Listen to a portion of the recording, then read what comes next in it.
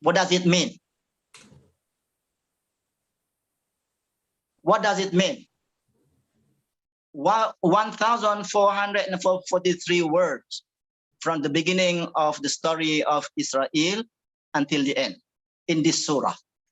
Now, to understand it, we go back to the previous surah, the surah before it, which is Surah Al-Kahfi. In Surah Al-Kahfi, Allah talked about Ashab al-Kahfi. Ashab al-Kahfi, from the beginning of the story about Ashab al-Kahfi until وَلَبِثُوا فِي كَهْفِهِمْ 300 سِنِينَ وَازْدَادُوا تِسْعًا. They stayed or they live in the cave 309 years. All right? If you count words, you will find exactly the kalimah or the perkataan 300, perkataan, the word 300, the word 300 is exactly the word number 309. Sorry, 300 sinin was 309. Meaning what? Meaning every single word represent 1 year. 309 words, 309 years. And therefore, when you look at Surah Isra tadi, what I mentioned just now, there are 1,443 words, meaning that the Bani Israel will be destroyed after 1,443 years of Hijrah. Okay? The detail I can explain. It takes 1 or 2 hours to explain the numbering, the numbers, the miracle of numbers of Al-Quran. But I just give you the conclusion. The conclusion is that according to the numbers that we decipher, we decode from Al-Quran, it is very clear that after 1,443 years, the Jews, the Yahudi will be destroyed. There will be no more. So it is expected by next year, which is 9 months from now. This is a very big issue. Okay, I'm telling you this because it is related to the foundation studies. All right, maybe you are not ready to talk about it now, but at least you should be prepared. When the time comes, you see, when the time comes, this issue will be very big issue indeed, because it will change the whole world in similar way as our Prophet Muhammad SAW changed the world when he came to Mecca and Medina. He destroyed Persian Empire. He destroyed Roman Empire that ruled the Middle East. All right, and Islamic power emerged to be the strongest power on planet Earth during the time of Sayyidina Umar, Abu Bakr not yet, Umar, Ali, and during the time of Umayyah. Surely the strongest, the largest empire the world have ever seen. All right, no second power that could ever challenge Islamic power in those days. Okay, but now the last event that will happen next year, according to Dr. Bassam Jarrah, according to the discoveries of the analysis of Al-Quran, according to the hundreds, if not thousands of ayat that gave equation, and these equations are very obvious and very clearly indicated that the year 1443 Hijrah will be the beginning of the second coming, or the last coming of Islam, the second and the last. All right, the first one by Prophet himself, and this is the second and the last. And Al-Quran mentioned that Wa'dul akhirah. Wa'dul akhirah, perjanjian yang terakhir. Wa'dul akhirah, the promise of the, not the second, but the akhirah, the last. But there were two only. When we talk about Bani Israel.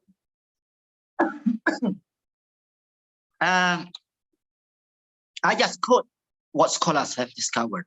And I have gone through, I've spent hundreds of hours, if not thousands of hours, a year or more, about maybe 2 years now. I studied day and night, the equations, the analysis done by the scholars. And I followed step by step. And myself, I'm convinced that those equations are correct. So it will be a big day, Raya Haji, Eid al-Adha of next year. It will be a big day. There will be announcements that Islam will come back. Okay. Now, of course, by then, there will be maybe a ministry, if not a university, that deal with the understanding of the numerical analysis of Al-Quran. The whole university will be dedicated to the study of numerical analysis of Al-Quran. Not just one faculty, because the information that we can find from the numbers given by Al-Quran is so huge. And these numbers will reveal so many secrets. Unbelievable.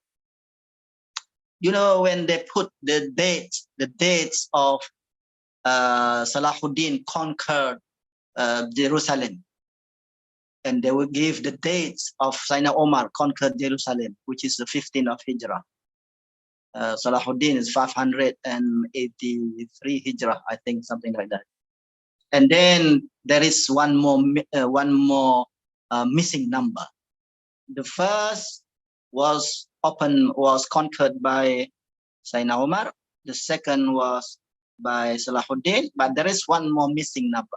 That number which is missing is 1443. Okay. When we relate to Hijrah. Similarly, when we relate to Miladiyah, the number that came out is 2022. 2022, which is next year. People ask me, why this Christian era? Why Islam, why Quran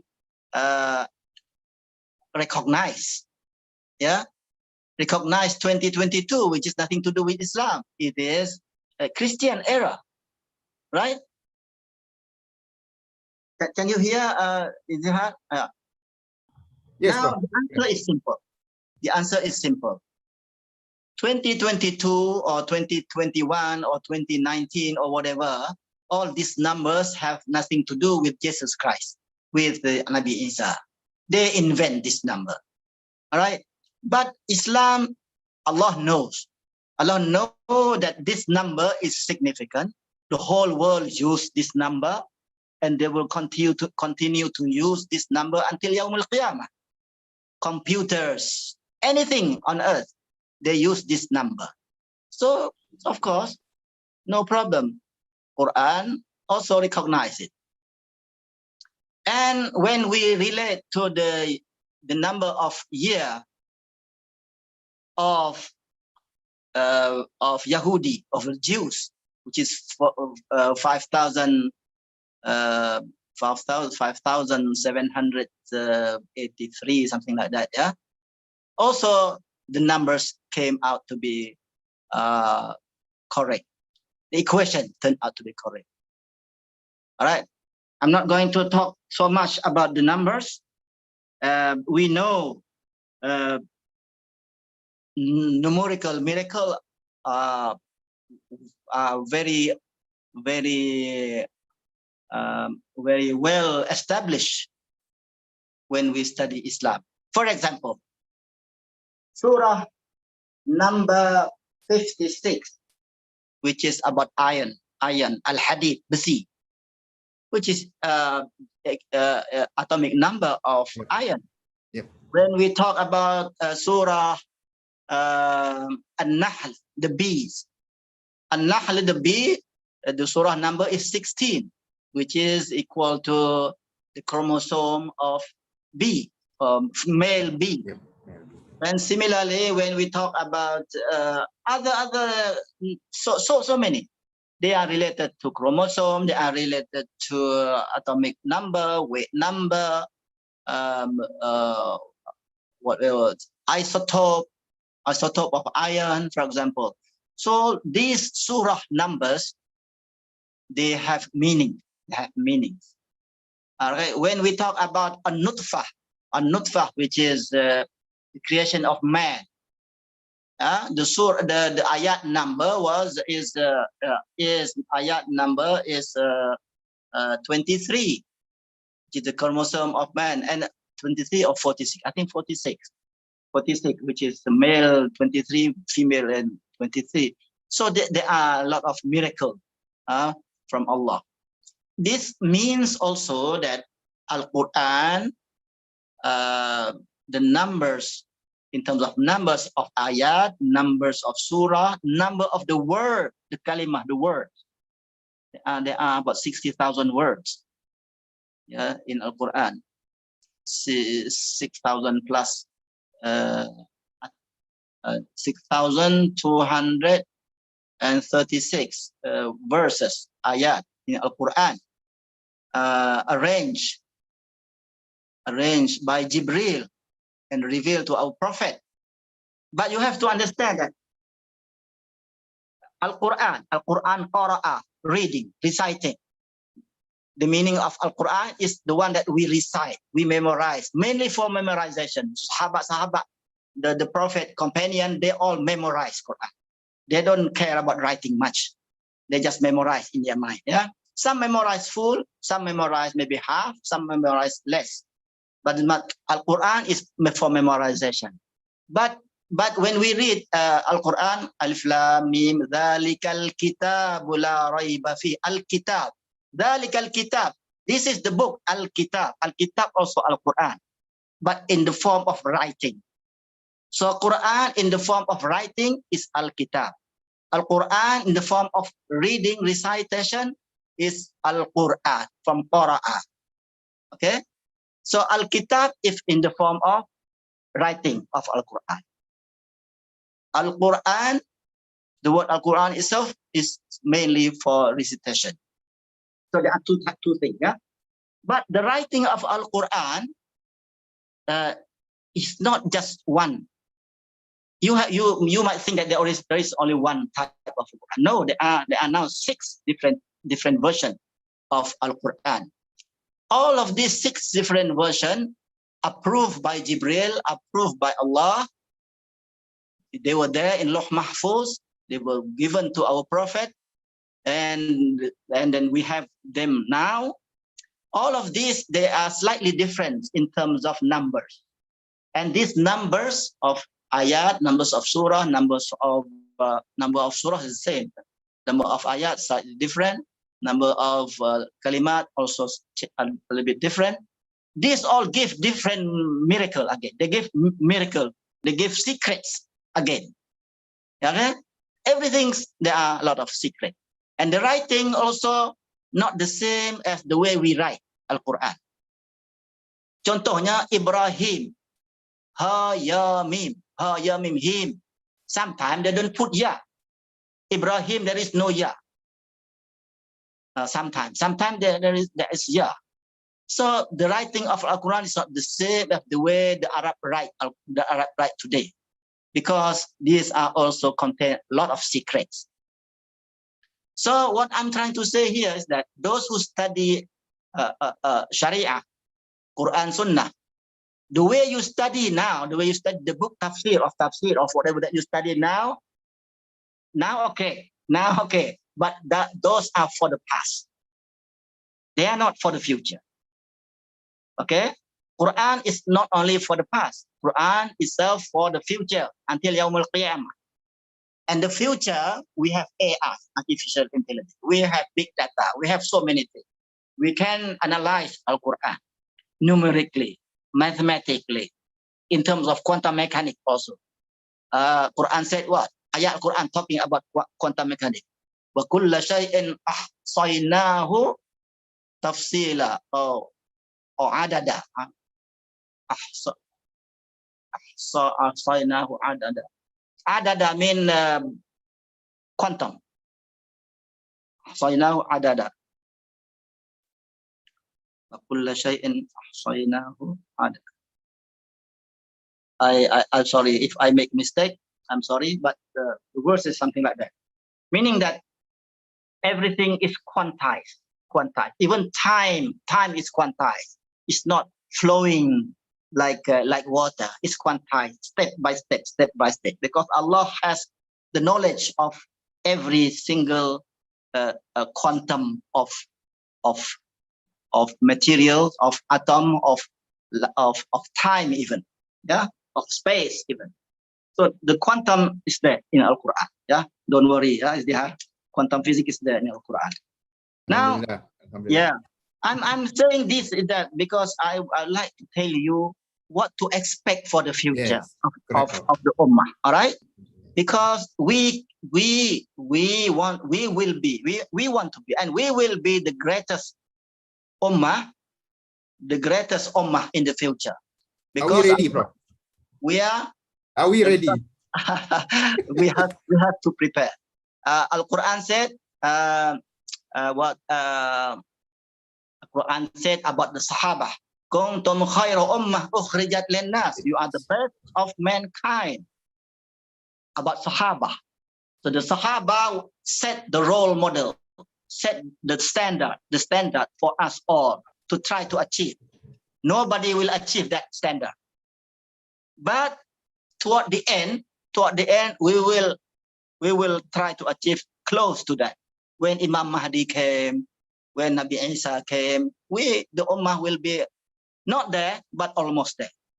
Of course, that will happen maybe in 1,000 more years, who knows, in 800 years, in 2,000 years, still a long way to go, because Imam Mahdi will come only when the Muslims are already almost at the top. His job is to take us to the top. His job is not to come to liberate us from the Western power. No, because we are at the bottom now, starting to go up. So it's our job to go up and up and up and up until one day, maybe in 100 years, maybe 1,000 years, wallahu a'lam, maybe 2,000 years, wallahu a'lam. Surely not in 10 years. Surely not in 60 years. It cannot happen like that. Okay? But during the time of Prophet, it happened within 15 years, during the time of Prophet and Sahaba, because they were the greatest of the Ummah. In 40 years, they became at the top. 40 years. Okay? So, I mean, Khulafa al-Rashidin, 40 years. When Sayyidina Ali lost power to Muawiyah, 40 years. And 40 is important number. Nabi become Rasul also 40 years. Nabi Muhammad, yeah. Now, I'm saying this because I'd like to give you the idea of what to expect in the future, so that you can prepare the young generation to be a good contributor, even a small bit, toward the realization of that objective. And once we achieve that, what will happen? I mean, next year, 9 months from now, Israel will be destroyed. According to the understanding of Al-Quran. Wallahu alam, is Allah alone who knows. But this is what we decipher or decode the ayat of Al-Quran. Not one ayat, hundreds and hundreds of ayat, coupled with some other understanding. Let's say 100 years to 1922, which is 100 years ago or 99 years ago. was the year Sultan Abdul Hamid overthrown by Mustafa Kemal Atatürk. So by next year, it will complete 100 years. 100 years without Khilafah of Islam. So Hadith said that every 100 years there will be Mujaddid. All right. So there are many indicators which strengthen our belief, our understanding, our expectation is correct. We don't say 100%. We say some say 98%, some say 99%, some say 90%. Depends on how do you understand. If you don't understand, you don't believe. I mean, you have not read it. How come? It's impossible. It's impossible to happen. There is, okay, but this is the power of the prediction of Islam. I mean, if you predict something to happen, and it is obvious that it will happen, then that prediction is useless. You nampak awan tebal, you say dark cloud, and you predict that there will be rain. Your prediction is useless. But if there is nothing on the sky, no cloud, you predict that within 2 hours there will be heavy rain. That is real prediction. Yeah. So now you see that no clue. Yeah, Ummah is so weak and Israel is strong. But this is the power of prediction of Islam during time of Perang Khandaq, the war, the battle of Khandaq. Our Prophet ﷺ, he predicted that Persian power will collapse. He predicted. While he and companion was starving, they were starving. They were not having enough food. They just dig trench, dig correct lubang to protect themselves from the Quraysh, from those people. They were at the weakest point. At the weakest point, they predict that they will overcome and they will destroy the superpower. And it happened, right? Similarly now, the prediction now, when we are weak, and if it turns out to be true, to be real, then this is a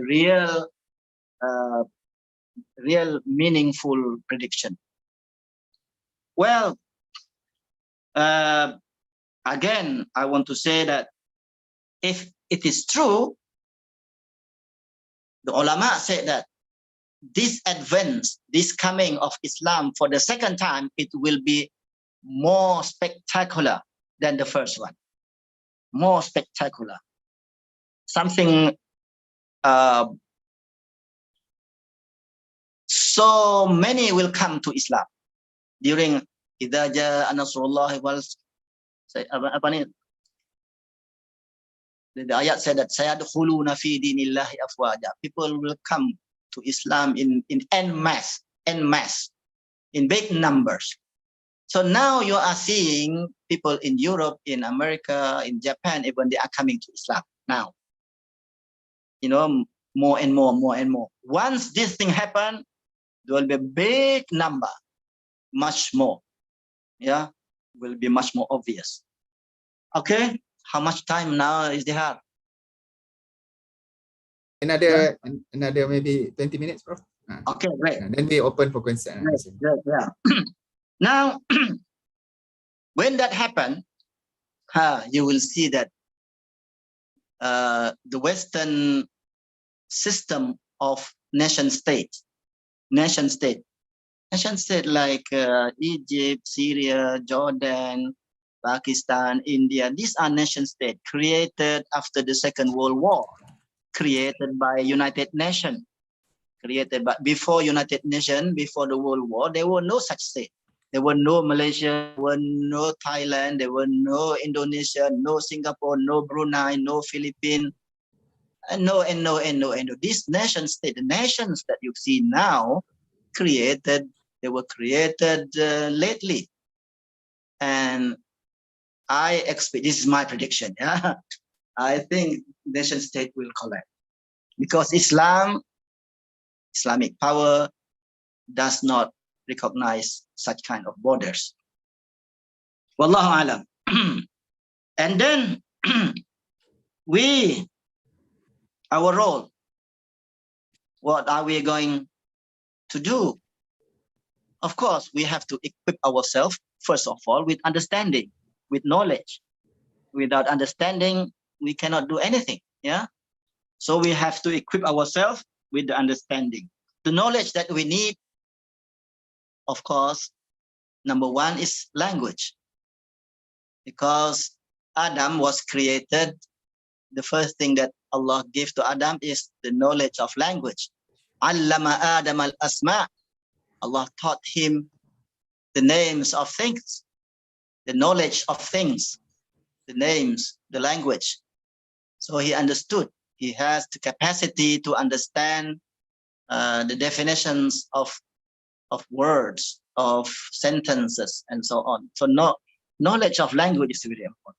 Language, there are three types of language here. There are three types of language, which are much more important than physics, chemistry, biology, Quran, hadith, much more important. Without this language, you don't understand Quran. Without this language, you don't understand computer. Without this language, you don't understand any knowledge, nothing.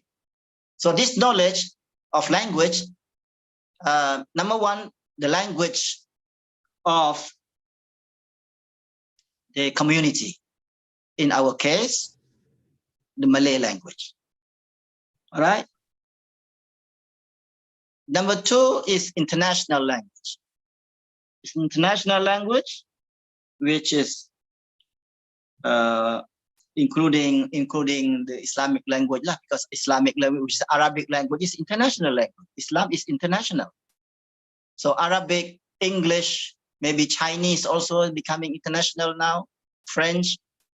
So maybe perhaps enough to have two or three, Arabic and English, that may be enough. So international language we should know very well. And number three, the language of nature, including computer.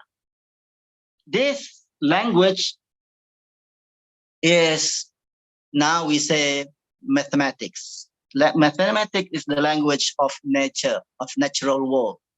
You want to know physics, you have to know mathematics, because F equal to ma, E mc square, all these are mathematics.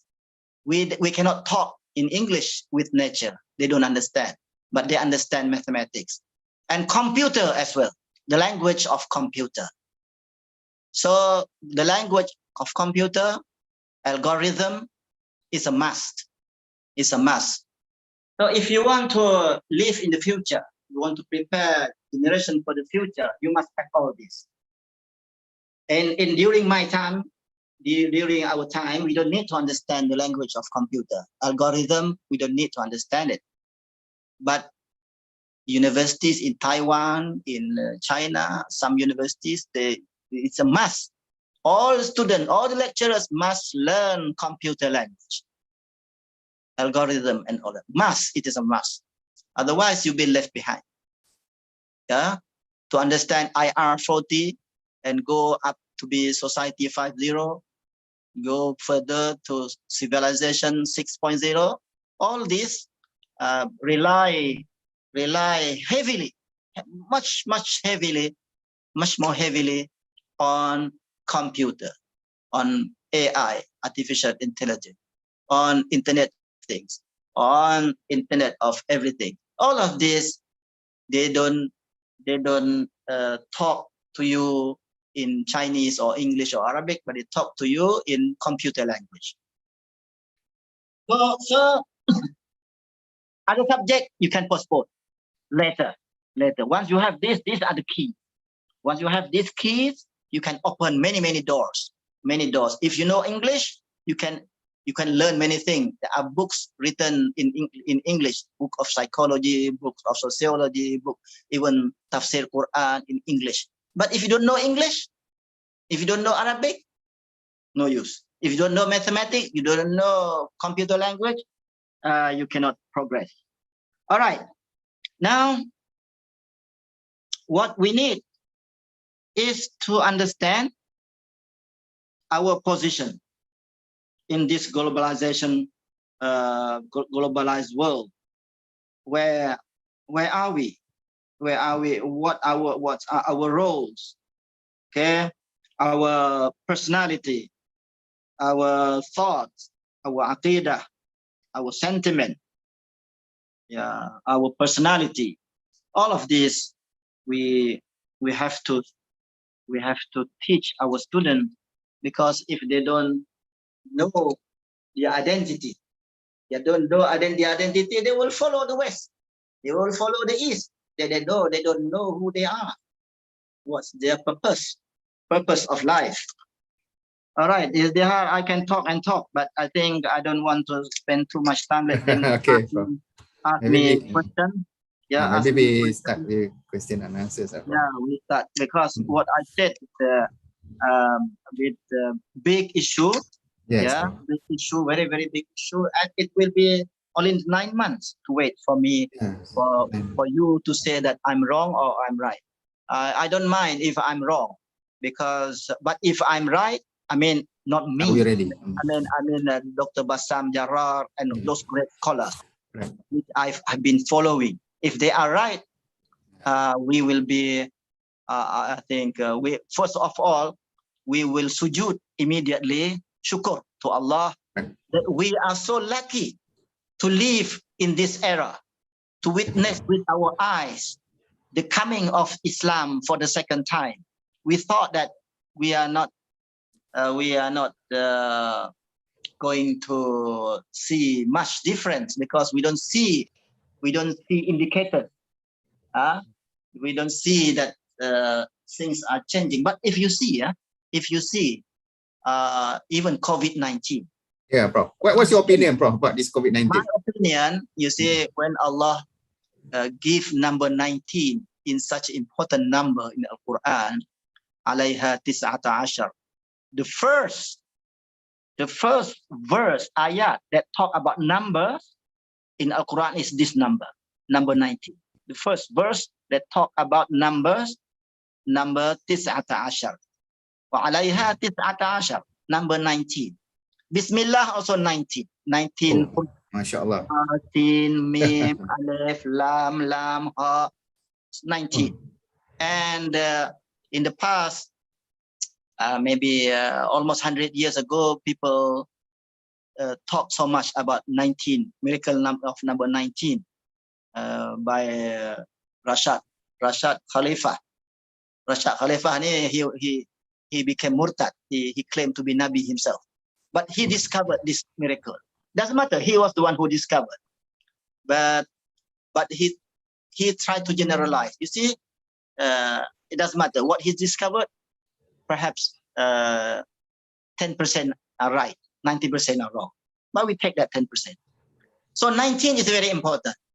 So when COVID-19 came, maybe, I don't know, my personal belief that this is no coincidence. It's not coincidence. It is by design by Allah. He sent COVID-19 to weaken the West and the East, everyone. The Muslim, they are weak already. The Muslim, they are weak already. They are weak already, so no problem. They become weaker, not weaker that much, because they are weak already. Okay? But the West, they become much weaker now. They spend trillions of dollars.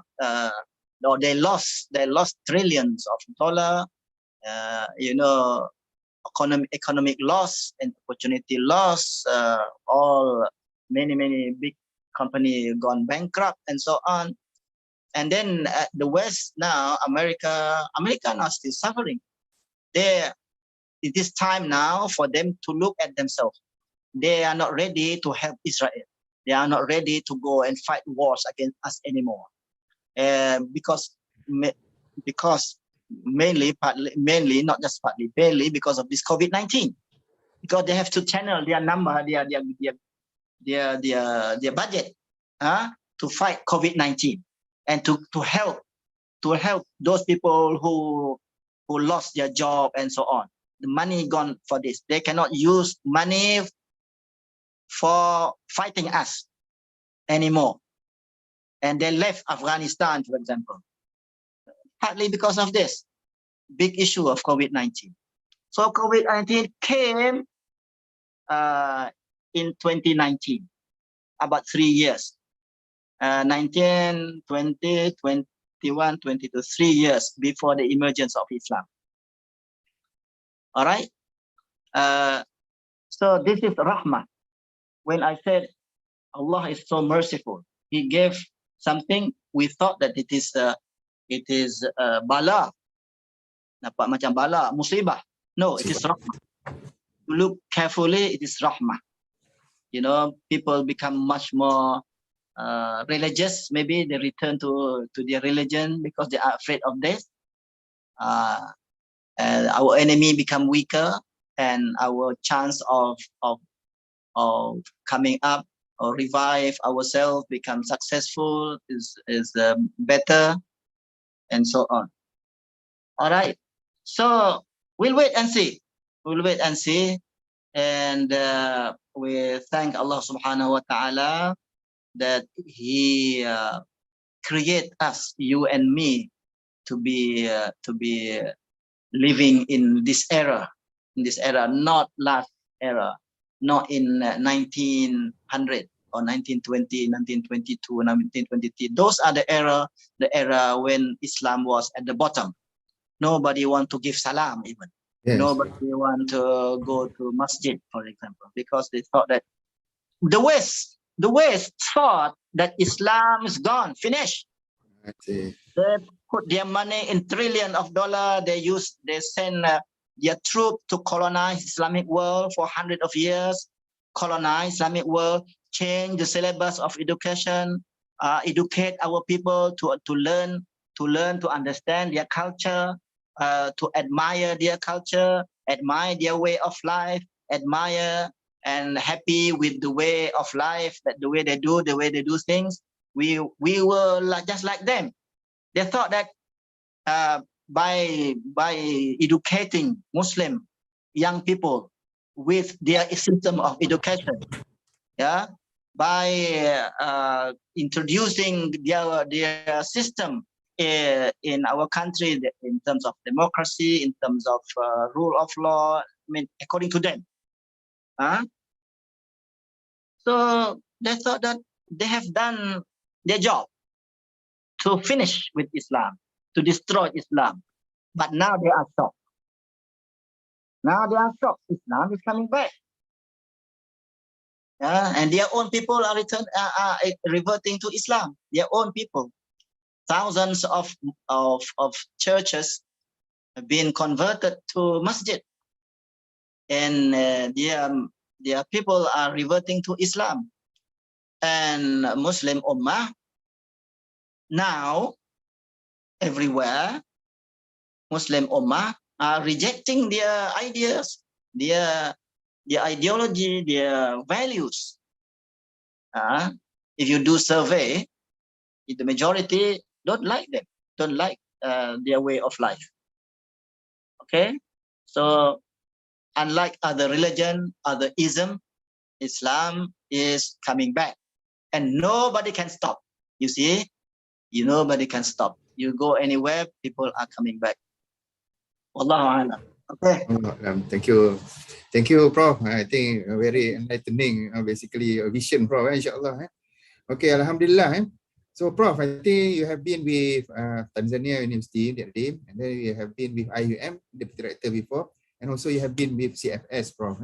So, how do you see us now?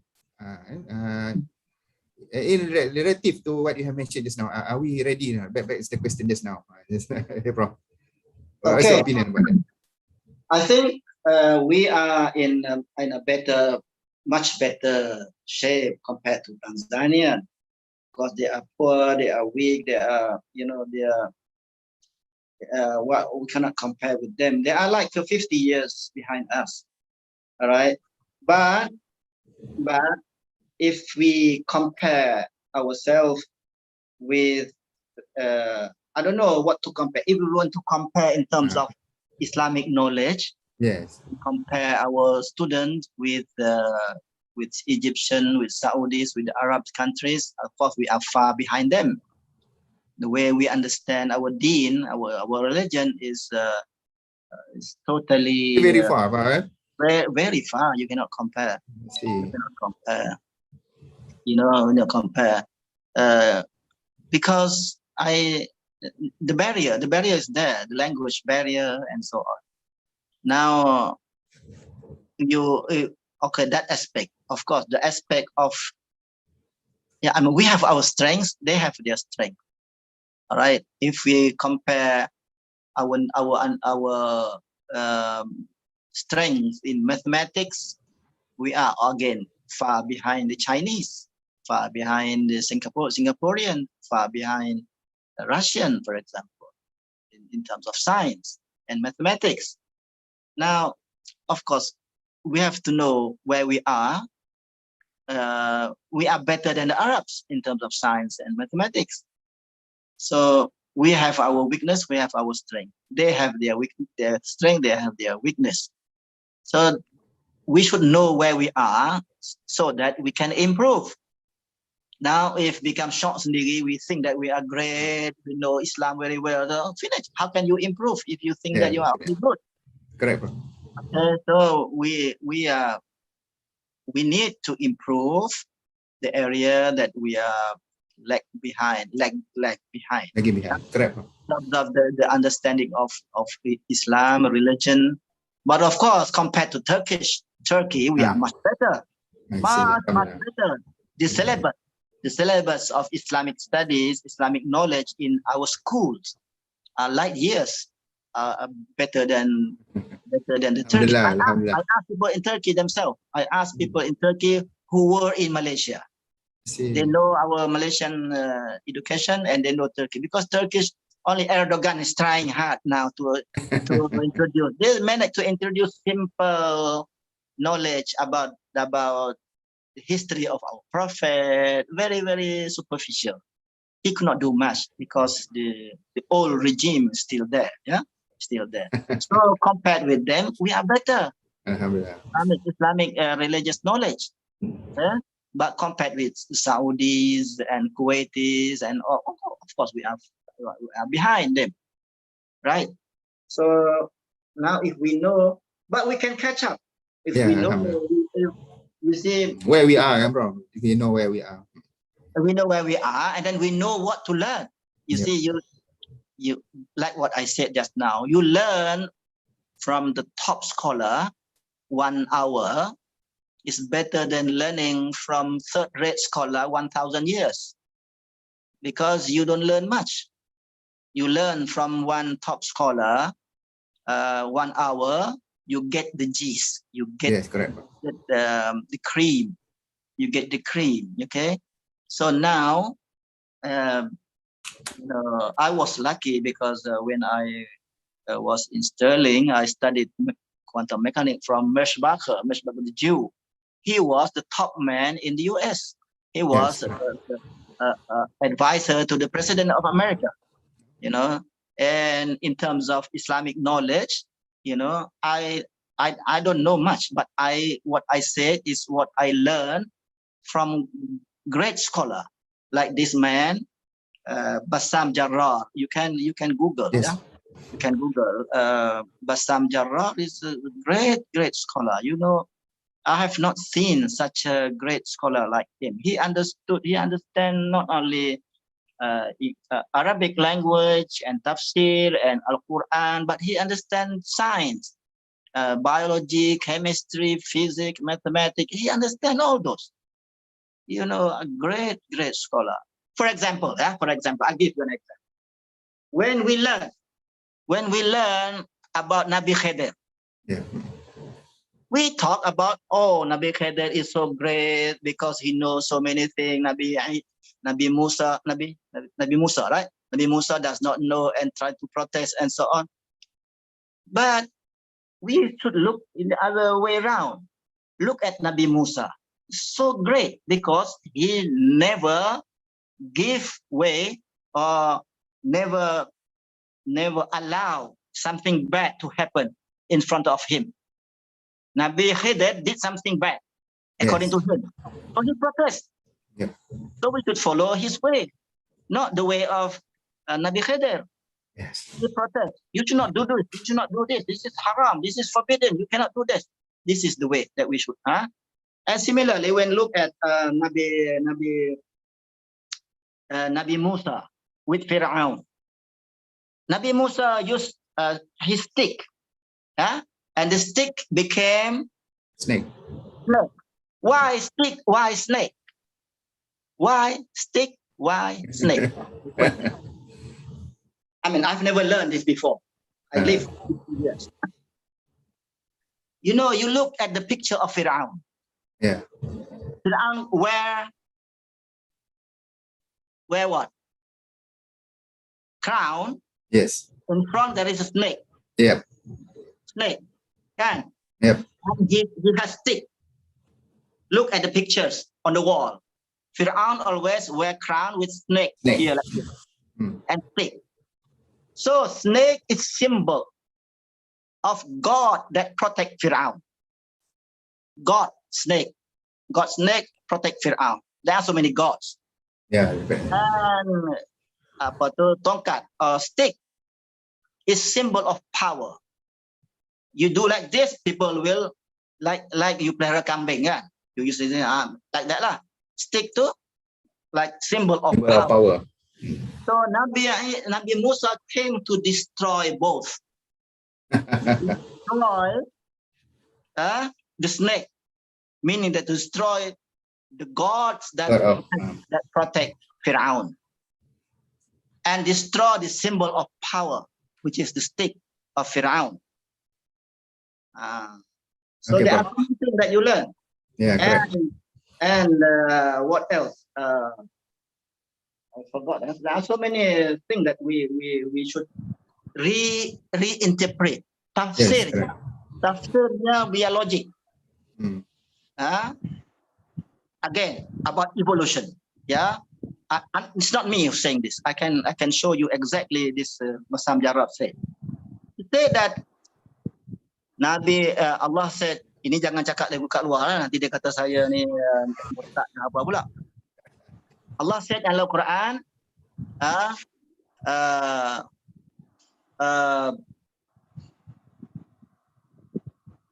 inna mathala Isa, sesungguhnya the similarity of Isa, surely similarity of Isa, inna mathala Isa indallah, di sisi Allah, in sisi Allah, kama tali Adam, similar to Adam. Yes. Khalaqahu min turabi thumma qala lahu kun fayakun. Both of them he created from clay, dicipta dari tanah. Thumma qala lahu kun fayakun. Then Allah said kun fayakun. So Allah said clearly that the creation of Isa and Adam is the same. Okay? Of course, there are many more ayat. 25 ayat. I mentioned just one. Same mean what? Same. Kalau Quran kata same, to some scholars. Now don't quote me, yeah. It's not you say. This is scholar say. Same means same. Same means they are not different. Same means exactly the same. Same here means both have no father. Both have no father. Both have mother. Both have mother. Right? Both apa itu bercanggah, ya, contradict with the natural law of birth. Parity. Tak ada zawj, tak ada zawjain. There is no marriage. So they say, where is the mother of Adam?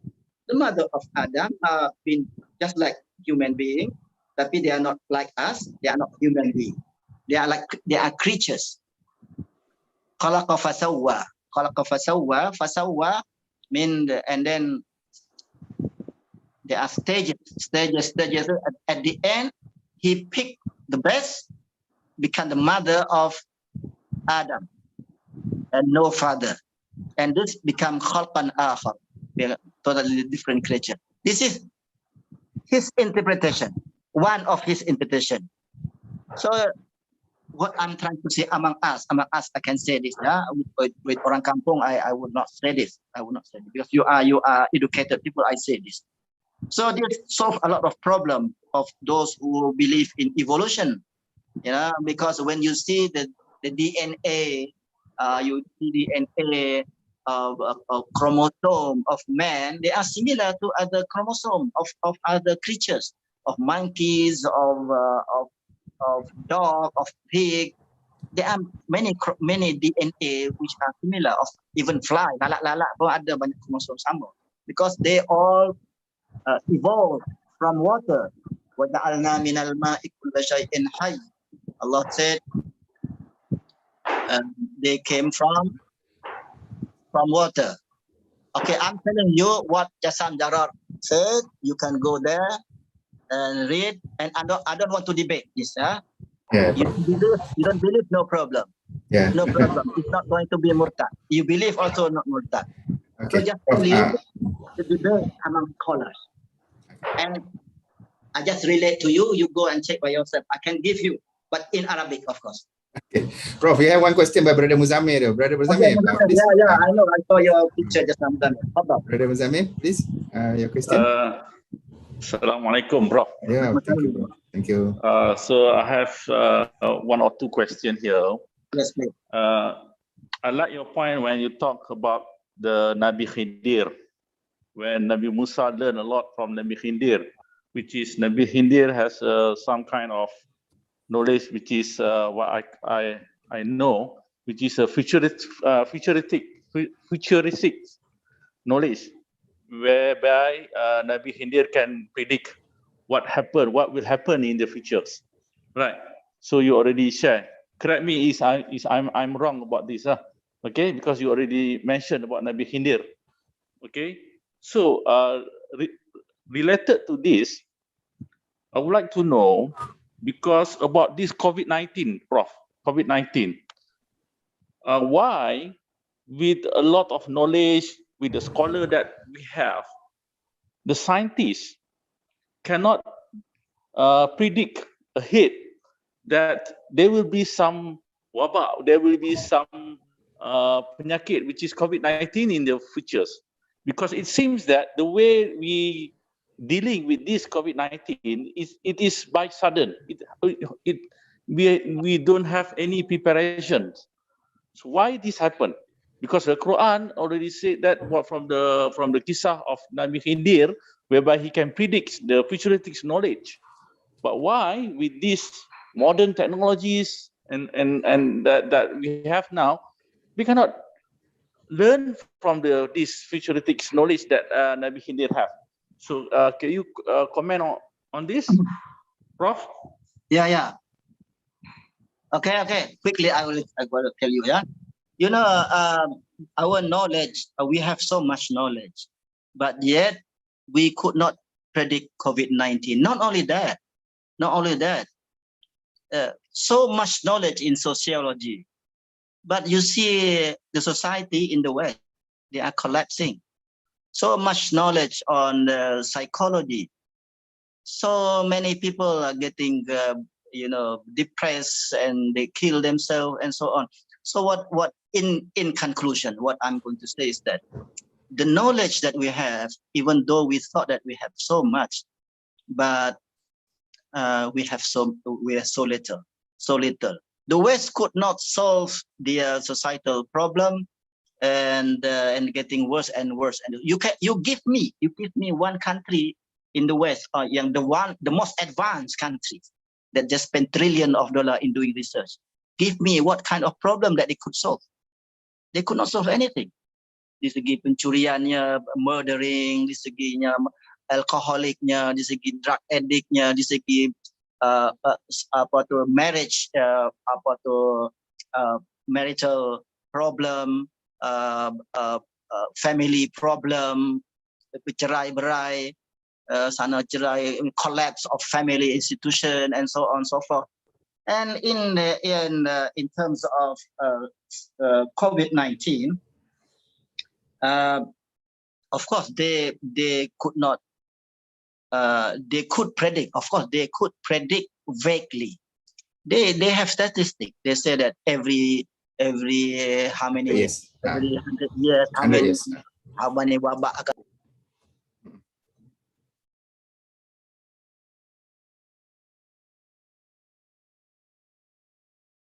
Which one? Oh, they can statistically they can predict how many next year. Then there will be more to come. More to come. Not just this one. Wabak ni akan berterusan, ya. Okay, that's all my answer. So to summarize, what I'm saying is that we cannot claim that we have a control of knowledge of understanding of everything. What we know is just statistical, not that precise. A lot of things that we do not know, not only because we don't have the knowledge, but also because of other factors. Factors, like the Chinese, they are trying to hide this political interference, and then the kesilapan manusia itu sendiri, ya. So many factors become complicated and mess up of everything. So it's not that simple that like black and white. No. I hope I answer your question.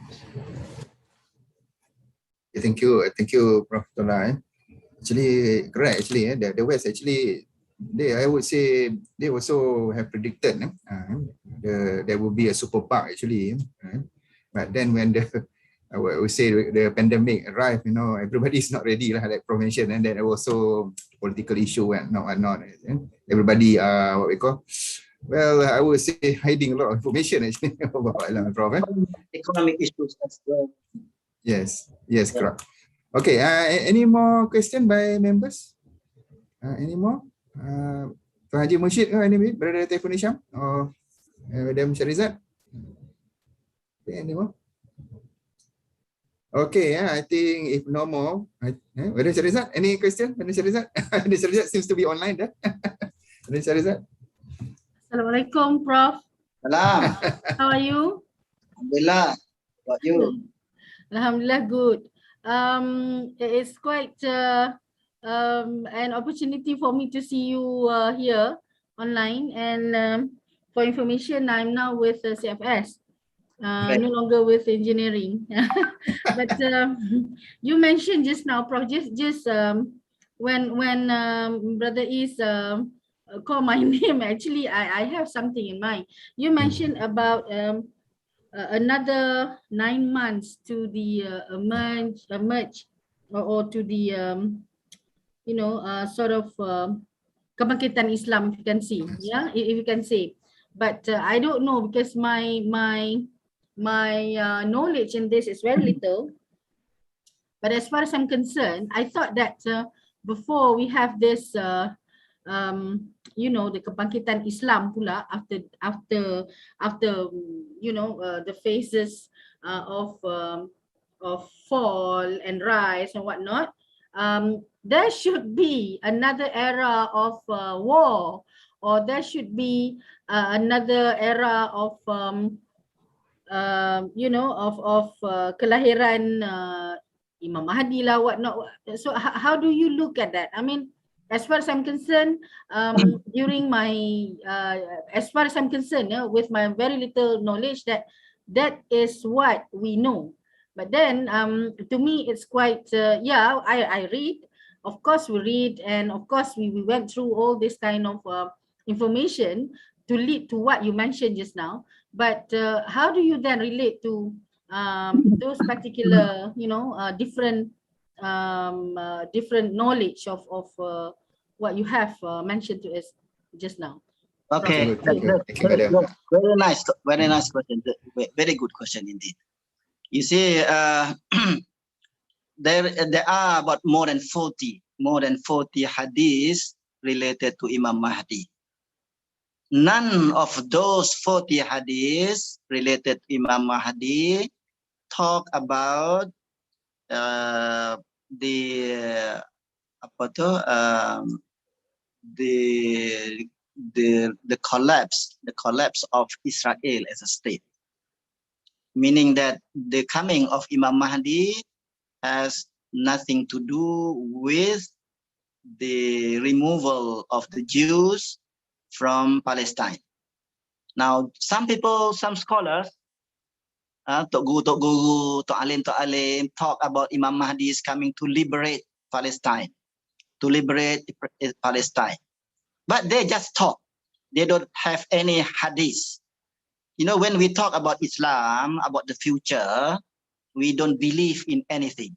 Any scholar, anybody talk, they talk to me that they just talk. I don't believe them.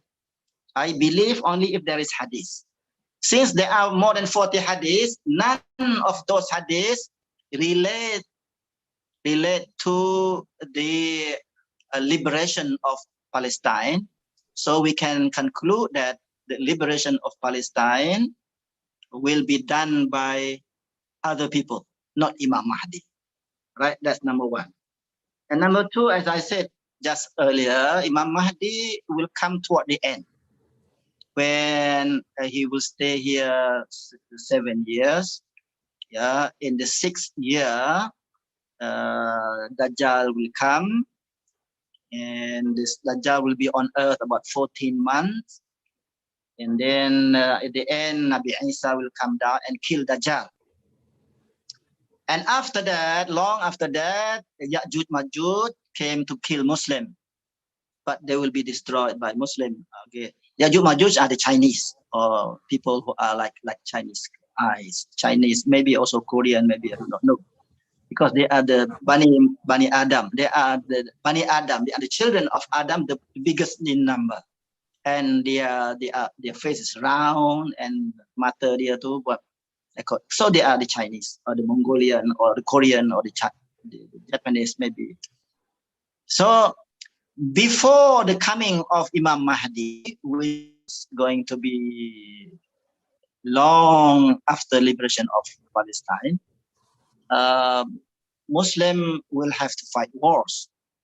Okay, so we look at what is his name? Salahuddin. Salahuddin fought 20 years to unite the Muslim. Only 5 years he fought against the Crusaders, Christian Crusaders, 5 years. But 20 years fighting among the Muslim to unite them. Okay. So there are hadiths saying that once Islam came to power, first liberate Palestine and then form Khilafah, and then the West, 80 hadith, very clear hadith, 80 countries of the West, 80 of them will sign treaty with Muslim, will sign treaty with Muslim, berbaik-baik dengan Muslim, to fight against the East. So the Muslim will sign treaty with the West, 80 countries. The army will be around almost 1 million. Will fight against the East.